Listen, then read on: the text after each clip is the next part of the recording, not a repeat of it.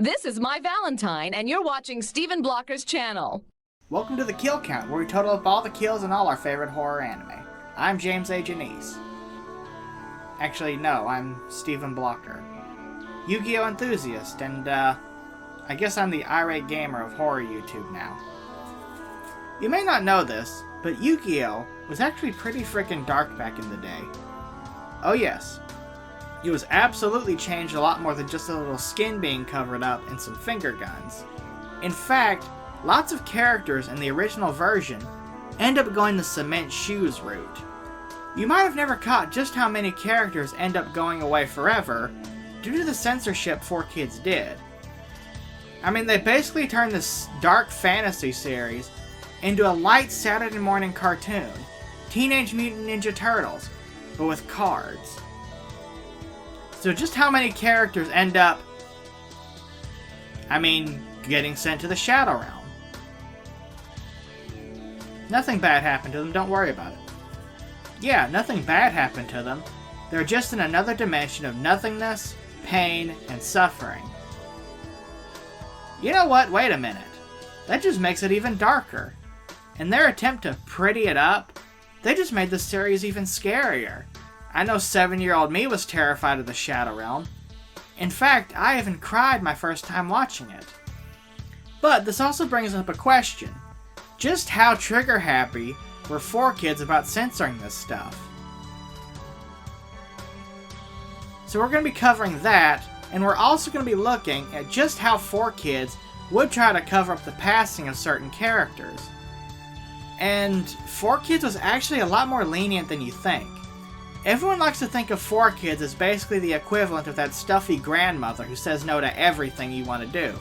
But I think at times, they were more in line with NES-era Nintendo, with strict policies on paper, but often lenient and flexible. We'll also be following up with certain characters whose fates were not shown in the epilogue we covered on the last video. Bandit Keith, for instance, is canonically banished to the graveyard in the manga.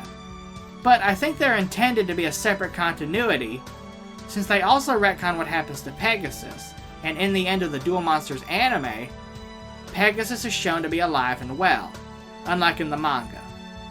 Plus, the last time we see Keith, he's running away screaming from a burning warehouse. As for where he ends up, it's really hard to say. He was mind-controlled by Merrick, but then he gets his free will back. My best guess is he's probably driven to madness from the experience. Merrick and the Ishtar family, on the other hand, seem like they'd struggle to get back to a normal life. After all, they spent much of their upbringing as tomb keepers, socially isolated, dealing with a total psycho of a father. Yeah, I could not see them going the get a job at Walmart route. Of the 3 siblings, Ashizu seems to be the most successful, as she is shown either working as a historian or an archaeologist. So she probably went back to that. Merrick, since he turned good, I want to say probably went around to make up for the evil things he, his evil side, and the Rare Hunters did. Because remember, it wasn't just Yugi who got the brunt of it. Several others were caught up in the crossfire. My Valentine, for instance, was so negatively impacted, she joined this evil cult and turned on her friends. She was shown to be back to normal in the epilogue, so maybe Merrick made it up to her and gave her the closure she needed to finally get back to herself. And then there's Odeon. Odeon is the least known, as he's dedicated his whole life to protecting his adopted brother. My most hopeful outcome is that he was arguably the most skilled of the Rare Hunters. He obtained 12 locator cards in a very short time, so Merrick didn't actually have to duel at all in the tournament. Plus, against Joey, he won that duel. Like, no question. Odeon got cheated out of his victory worse than the Montreal Screwjob. Merrick made him give up a winning board, the wrath of the Egyptian gods, and then he got struck by lightning. But theoretically, after that, I could have seen him pursue a career in dueling. I think he had the skill for it, at least. The Rare Hunters. Most of the Rare Hunters end their duels getting mind-controlled by Merrick directly. Now, it's never explained if you can actually recover from this, as none of them are ever shown acting like themselves again once Merrick is through with the ghost puppetry, as you'd put it. The only one shown to survive this mind control is Bandit Keith. But a couple points. One, that's filler, so it might not be how that canonically works. And two, he was manually released from the mind control by Bakura, another Millennium item holder. Where are they now? If they're not incapacitated from that, I assume jail. Most of the non-duelist rare hunters still aided in Merrick's death game, so definitely jail. And then the Orichalcos crew of Raphael, Alistair, and Valen.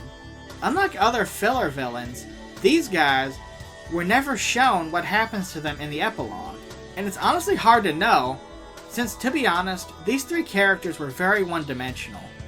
They had tragic backstories, but their personalities outside of being goons and mooks left a lot to be desired. What about characters who don't make it? As far as most people know, you guys only get sent to the Shadow Realm. Isn't that awesome? Y'all get sent to a realm of nothing and darkness. Sounds like a good trade-off. Hey, close call, people, right? But let's just see how many duelists are permanently banished to the graveyard. I mean, Shadow Realm. Definitely to the Shadow Realm. Not dead. Just a side note, this will only include characters with names. And to be upfront, it's not a definitive list. Just characters with names and distinct personalities. Starting us off, we have the anime classic, the deceased parents trope. Many characters' parents are confirmed to be passed on from shonen protagonist birth disorders. OBGYNs around the world are baffled by this phenomenon. Mai's parents, Meiko Tsunami's fisherman father, Merrick's father was taken up by Merrick's evil side, Raphael's family, Alistair's brother, as well as Cecilia Pegasus. 4 kids, to their credit at least, sort of kept true to the original intent with some of these characters. Like with Cecilia and most of the Doma crew's families. They don't pretty it up, they basically say it, they're gone forever. But other characters, it's completely ruined.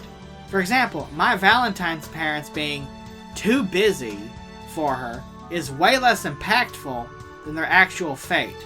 And then Meiko's father, the way they change his story is that he escapes a massive typhoon on a small lifeboat, meaning he just abandoned his son to save himself. And also, kids are not dumb. They know a tiny little lifeboat is not going to save them from a tsunami. 4 kids somehow turn Meiko's father from a noble patriarch to basically the high seas version of went out for milk and never came home. Noah, Kaiba, and the Big Five were likely erased permanently when the virtual world was destroyed. Noah's passing is also actually covered in the dub, though the dub makes it from illness, while in the sub, it's implied to be a car accident. The Big Five, however, it's never even mentioned why they're in cyberspace in the dub. They want the cast bodies to replace their own, because obviously they're passed away. Yet, hilariously, 4 kids didn't even try. I guess they didn't think anyone would think about it. And probably the hardest to cover up, you finally have Bones and his sidekicks. Drag Me to Hell Indeed by Yami Bakura. Yeah, even 4 kids couldn't even censor that one. And then of course, Yami Yugi himself isn't innocent either. Not even counting the old days of Season 0. That dude was a straight up villain protagonist, giving Light Yagami a run for his money. But no, in the Duel Monsters anime, where Yugi was made less evil, yeah, he does a lot. Yugi cruelly disposes of both Panic and the Ghost Kaiba puppeteer. Okay, I can see Panic. I mean, the guy tried to do it to Yugi first. But Ghost Kaiba, I mean, that guy cheated, sure. But did he really deserve that? I mean, the worst thing he did was pretend to be someone he wasn't. Thankfully, this personality trait seems to have been dropped as he spared the Paradox Brothers despite their cheating. Thank goodness for that though, because those guys are actually really entertaining. Well, I guess none of those guys get a happy ending. So yeah, to those of you only familiar with the dub, it was a lot darker than you thought it was, wasn't it?